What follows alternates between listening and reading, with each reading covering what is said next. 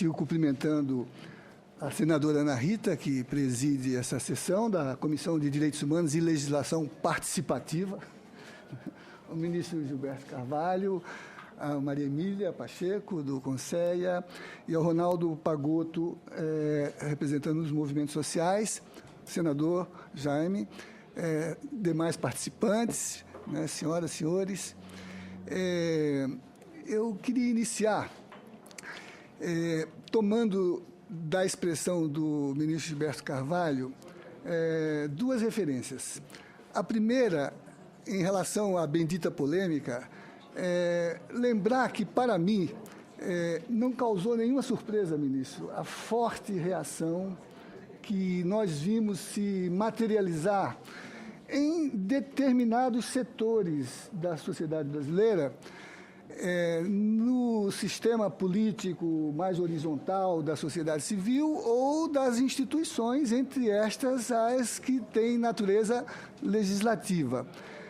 Não causou surpresa porque esta discussão, que o senhor chamou de polêmica, ela percorre a formação histórica e social brasileira. Num contexto de sociedade que emerge de uma realidade colonialista e que, mesmo quando se constitucionaliza, em data recente, o faz, institucionalizando a exclusão. Não por acaso, a primeira Constituição, que é do século XIX, chamada pelos historiadores de Constituição da Mandioca, ela traz para a realidade dos direitos um modelo que ainda preservava, mesmo no contexto de uma cultura ocidental, em que o fundamento da cidadania já era a dignidade da pessoa humana e o respeito aos direitos do homem. Não será a Constituição a que não assegure a separação entre os poderes e os direitos do homem, como dizia a Declaração de 1789, mas que preservou no sistema jurídico um sistema escravocrata, porque a primeira Constituição é anterior à abolição. E, portanto, do ponto de vista da organização do trabalho, o imenso contingente dos trabalhadores não era excluído da cidadania, era excluído da humanidade. Uma vez que, do ponto de vista da escravidão, não se reconhecia a condição humana de quem era portador desse estigma. Tanto que o regime jurídico do escravo era o regime do Código Civil, era o regime de propriedade, de mercadoria. O trabalhador era comprado, era vendido, e como no sistema de direito civil, o trabalhador era usado, era objeto de fruição e de abuso, né? Sem contar que, do ponto de vista do contexto dessa Constituição, por isso chamada da mandioca, porque ela traduz uma ideia censitária em que a dignidade da cidadania é a dignidade patrimonial. O homem de bem não é o que tem dignidade, é o que tem posses. A condição de exercício da política se dava em função de ter renda, em função de ser branco, em função de ser descendente de europeu, em função de ser católico. E daí, toda uma sequência de exclusões que, para além da condição do trabalho, que aliena o humano, se projetava para o conjunto de toda a sociedade, em que também eram excluídos com o mesmo processo as mulheres, os índios. Estes, pelo menos, já tinham um estatuto papal, uma bula do século XVII, dizendo que eram gente e, portanto, tinham alma, portanto, podiam ter acesso aos seus bens, desde que se cristianizassem, evidentemente, né? Então, a ideia de uma Constituição, como os historiadores chamaram de mandioca, era referir-se ao seu caráter patrimonialista, ao seu caráter machista, ao seu caráter de elitização, que tinha como referência principal o homem proprietário, né? entre esta Constituição e a atual, que é chamada de cidadã, nós temos todo um percurso de lutas por reconhecimento de todos esses segmentos, ainda com pautas abertas, em que o que represente construir dignidade e humanização é buscar espaços de protagonismo e de participação política e social. Por isso que os historiadores que chamaram a primeira Constituição de Constituição de Cidadã tiveram que se fazer a pergunta acadêmica: existe povo no Brasil? É a pergunta, por exemplo, que José Murilo de Carvalho faz num livro que estuda a formação da cidadania ativa no país, que é uma cidadania de protesto, é uma cidadania de insurgência, é uma cidadania de sublevação. A pergunta que ele faz é exatamente para se compenetrar desta passagem em que, da alienação completa do humano e da política, os movimentos de organização da participação social inscrevem a ideia de cidadania como realização de direitos. Não por acaso, o livro de José Murilo de Carvalho se chama Os Bestializados, né? Que era o referencial de registro dessas condições não includentes que os cronistas, que os historiadores, que os antropólogos faziam em relação à identificação de um outro não reconhecido no processo colonial. Era nos bestiários que os cronistas registravam este outro que não era propriamente humano, era monstro, era bizarro, era esquisito, era estranho, e que, de alguma maneira, caracteriza o tremendo processo de reconhecimento com debate político e acadêmico. Por exemplo, o debate para o reconhecimento da humanidade do índio, que se dá no século XVII, em Valladolid, na Espanha, levou à suspensão pelo rei Carlos V da Espanha de todo o empreendimento da conquista, enquanto não se esclarecesse o que, afinal, acabou se realizando, a definição de ser o índio homem ou não, ter alma ou não, o que depois o Papa Paulo III estabeleceu através de uma bula em 1637. Então, entre essa condição do não humano, do bestializado, do não incluído, há toda uma história de emergência do social que vai caracterizar este embate entre os que estão dentro e os que estão fora, entre os excluídos e os incluídos, entre os que tutelam e os que são tutelados, os que têm reconhecimento e os que não têm reconhecimento, que é o debate histórico que nós conhecemos através das lutas feministas, através das lutas por emergência de protagonismos sociais, e que passaram por diferentes formas de contenção. A mais recente delas, a forma da contenção dentro de uma ideologia de segurança nacional que manteve o protagonismo social à distância por sistemas de negação como a censura, por sistemas de negação como a tortura, por sistemas de negação como o exílio, como cassações, como banimento, como assassinatos políticos. Não por acaso, hoje no país vigoram ativas algumas comissões que dão uma medida disso, comissões de anistia, comissões de mortos e desaparecidos, o que significa, inclusive, a construção de políticas públicas para registrar o paroxismo deste modelo de contenção, que, todavia, sinaliza aquilo que é o registro da história emancipatória da sociedade no nosso país, que está na base de todos os livros de interpretação dessa história. Livros que, por exemplo, Antônio Cândido indicou como uma espécie de cartilha para entendimento do Brasil. Livros como Os Donos do Poder, de Raimundo Faoro, livros como Raízes do Brasil, de Sérgio Buarque de Holanda, livros como Coronelismo, Inchada e Voto, de Victor Nunes Leal, que neste ano, senadora, é uma boa agenda para a comissão, celebra seu centenário. O Supremo acaba de aprovar a entronização de seu busto num desagravo histórico, porque ele foi cassado no Supremo Tribunal, né, foi aposentado pelo ato institucional número 6. né? Livros como O Povo Brasileiro, de Darcy Ribeiro, que inseriram na interpretação da história brasileira a ideia, né, de que o que caracterizava a política nesse sistema de exclusão era o mandonismo, era o clientelismo, era o nepotismo, era o prebentismo, era o filhotismo, era o que Darcy chamava o cunhadismo, né? Ou seja, uma cultura em que a política se mantinha pelo favor, mas nunca reconheceu a ação transformadora e republicana da política pelo direito.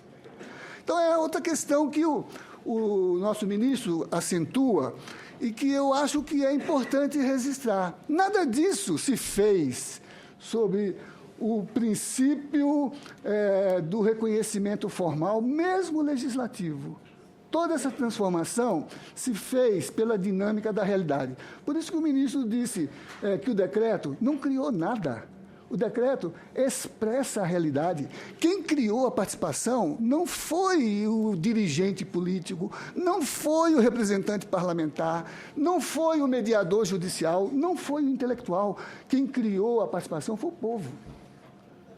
Como é que o povo criou a participação? Reivindicando a rua, reivindicando o espaço público, reivindicando a esfera de manifestação política, de formação de opinião, o lugar de acontecimento, o lugar onde ele realiza procissão, comício, protesto, o lugar em que quem nos mostrou como ele se materializa é muito mais a literatura, Castro Alves, Cassiano Ricardo, Marshall Berman, do que propriamente os intérpretes intelectuais da sociedade, né?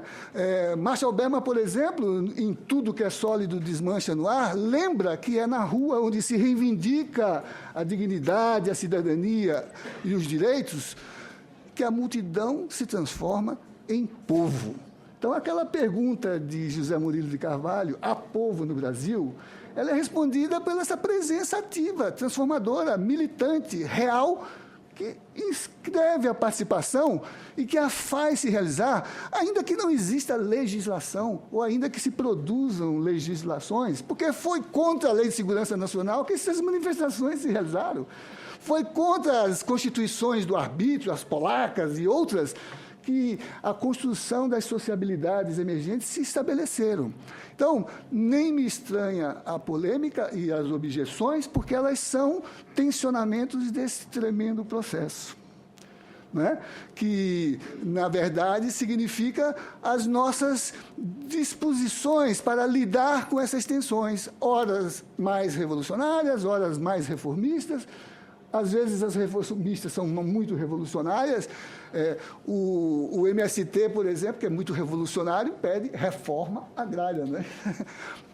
Mas que designam essas transformações. E não me estranha o fato de que, em que pese toda essa polêmica, a realidade vai prevalecer. Porque, se não houver espaço institucional de participação, a rua é o lugar do protagonismo. Se não tiver articulação para o diálogo, a violência é a forma de afirmar a sua agenda. Se não houver reconhecimento, a identidade vai se estabelecer na capacidade de atuar do modo em que, de alguma forma, a presença política se transforma e que não se detém diante de nenhuma Bastilha e que não assegura a cabeça de nenhum monarca. Então, é preciso extrair da realidade essa dimensão de reconhecimento para poder construir a condição da política, que é o diálogo, que é a interlocução, que é a mediação, que é a definição de instrumentos, de processos institucionalizados para essa mediação, para essa discussão política. A nossa história está recheada disso. O ministro lembrou. A primeira conferência é dessa época, que foi Getúlio que convocou. Getúlio, que tinha a sagacidade, por exemplo, cínica, a meu ver, de dizer que para os amigos tudo, para os inimigos a lei. para os inimigos da lei, né?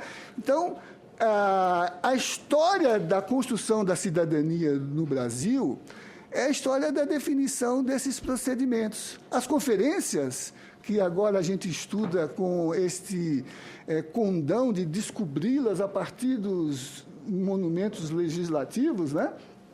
Elas foram institucionalizadas pelo protagonismo livre. A OAB, Ordem dos Advogados, realiza há mais de 30 anos conferências nacionais. Agora, em outubro, vamos ter a 14ª ou 15ª. Os bispos brasileiros se reúnem em conferência, a Conferência Nacional dos Bispos Brasileiros. Quer dizer, um espaço de construção, de entendimento, de consensos, no caso teológicos, mas que implica a assembleia livre dos que defendem diferentes opções teológicas, diferentes opções pastorais. E esses modelos foram todos definidos pela sociedade civil. A legislação não faz mais do que reconhecê-las e explicitá-las, e construir sob a forma de medidas reconhecíveis, aptas a proporcionarem essas mediações. Estamos reunidos aqui numa comissão de legislação participativa. É uma institucionalidade regimental do Senado. Exceto a presidenta, nenhum de nós é parlamentar. Entretanto, estamos falando no parlamento. A senadora, ao tempo que eu era reitor da Universidade de Brasília, instalou uma audiência pública no espaço da universidade para discutir ação afirmativa, para preparar o diálogo com o Supremo Tribunal, que regimentalmente, lendo a Constituição Cidadã como parlamento, elaborou estratégias de participação, amicus curiae, ações populares, as audiências públicas. Quando se questionou em ADIM ou em ADPF a constitucionalidade das cotas da UNB, foi numa audiência pública, em diálogo com especialistas, com movimentos sociais, que o Supremo formou seu entendimento, consciente de que sozinho, lembrando Clausewitz, que dizia que a guerra é muito séria para ficar à conta dos generais, a política é muito séria para ficar à conta só dos representantes. Tem que ter o seu sujeito, que é o que a Constituição estabeleceu, ao definir esse movimento em que a representação se transforma qualitativamente em exercício direto. O decreto não criou a realidade.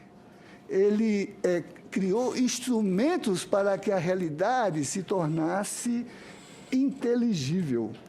O decreto atuou no campo do executivo, orientou os agentes da administração para se darem conta de como eles podem lidar concertadamente com esse processo. Assim como o parlamento criou nos regimentos as suas estratégias, legislação participativa, audiências. Hoje, os meios de comunicação ainda não entenderam que o parlamento funciona muito mais nas comissões do que no plenário. E que as comissões constroem o processo legislativo e, às vezes, terminativamente. E não se deram conta, querem saber se o parlamentar está colado na cadeira da discussão do plenário, quando ele está fazendo política na esfera pública do grande processo de diálogo nacional, né? O Supremo criou as suas estruturas de participação no sistema regimental também. Entendo que o decreto não é questionado porque é ou não é constitucional. Constitucional, todo mundo sabe que ele é. Ele é questionado porque ele põe em causa uma questão que é o imenso protagonismo da política recuperada como uma dimensão republicana do movimento da sociedade civil. É por isso que ele põe em causa. E, ao invés de extrair disso uma qualificação deste diálogo entre o social e o institucional, cria bloqueios. Ao invés de criar pontes, cria diques, ao invés de criar canais. Cria redução do seu processo político, ao invés de amplificá-lo. e fazer aquilo que quem teve sagacidade já o fez no processo da renovação política brasileira, independente de partidos. O orçamento participativo nunca foi lei. O poder local das administrações políticas dos governos do MDB, da Arena, já tinham descoberto o sistema de participação direta naqueles modos de governar que as cidades brasileiras institucionalizaram, que, por exemplo, fizeram a glória do governo Montoro. A forma participativa da administração de poder local. Então, senadora, eu queria menos discutir o decreto, temos feito essa discussão seguidamente, eu estou vendo o pontual aqui, que há poucos dias fizemos um debate com esta configuração no Sindicato dos Bancários, né, aqui em Brasília. Menos do que discutir o decreto, é tentar lembrar que este debate se faz num trânsito de renovação do processo político brasileiro, né? E que o decreto, localizado no âmbito da gestão, atende ao comando da Constituição, no sentido de que os administradores têm que reconhecer na participação um modo de fazer política que vitaliza a gestão pública, né? Que já está experimentada na elaboração dos PPAs. Os PPAs já faz isso, né? Que já está acertada no fato de que muitos desses instrumentos que aí estão mencionados estão previstos na Constituição.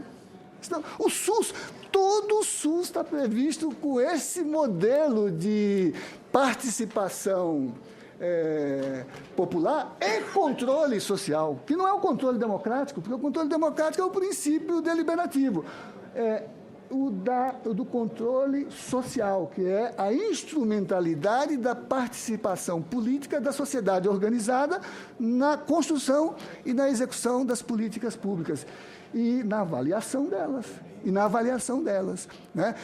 Todos os setores, o Tribunal de Contas, que é um organismo do Parlamento, já construiu instrumentos para o diálogo.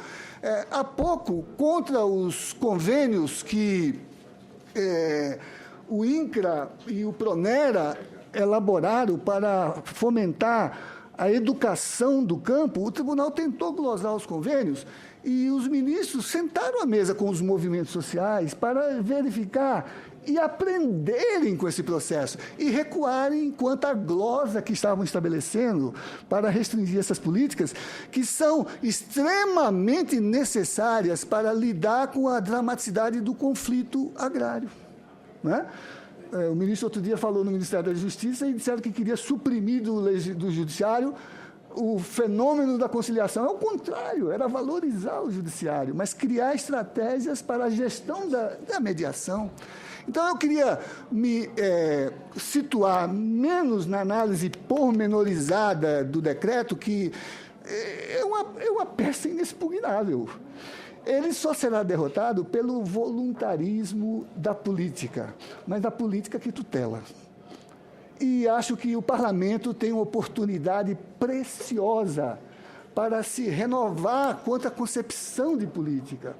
E em relação ao modo como o processo legislativo possa se engrandecer nesse diálogo, realizando o princípio fundamental da Constituição, que o poder emana do povo e que é exercido por ele, por meio de representantes ou diretamente.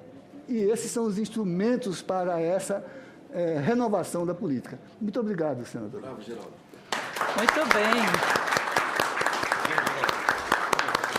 Muito obrigado, professor José Geraldo. Nos deu uma aula hoje de participação social muito bem fundamentada. Eu só queria, aproveitando aqui o espaço e fazendo um gancho com a fala do professor Geraldo, eu estou com material aqui, professor, que fala de algumas leis já existentes no nosso país. Eu não vou citar o número delas, tem aqui relacionado, mas veja bem, nós temos o Sistema Nacional de Combate à Tortura, que prevê a participação de conselhos comunitários, estaduais, distrital e municipal, a participação social na elaboração do Plano Nacional de Resíduos Sólidos, o controle social dos serviços públicos de saneamento básico através de colegiados a nível federal, estadual, distrital e municipal. Tem a lei ainda que prevê a transparência da gestão fiscal, já assegurada também mediante o incentivo à participação popular e realização de audiências públicas durante os processos de elaboração e discussão dos planos, lei de diretrizes orçamentárias e orçamentos, conforme o senhor já citou aí também. A lei de acesso à informação. A lei de acesso à informação, né, a participação de organizações da sociedade civil na Agência Nacional de Saúde, né? Também a participação social como regra ao assegurar a atuação de entidades da sociedade civil no trâmite dos processos administrativos, no Conselho Consultivo da Anatel, então, dos conselhos tutelares, e eu estava olhando aqui também, inclusive no Conselho Monetário Nacional. No Conselho Nacional de Justiça. Conselho Nacional de Justiça. Então, nós temos um leque de conselhos, de espaços de participação social extremamente grandes. E isso é fruto, com certeza, de uma exigência da própria sociedade, né? Vivemos num país altamente... um país imenso, com uma cultura diversificada, com experiências múltiplas, e que os conselhos, esses espaços, são legítimos, importantes e já assegurados por lei, e que o decreto vem apenas disciplinar o funcionamento disso. Então, parabéns, professor, muito obrigada pela exposição do senhor, aprendemos muito aqui hoje.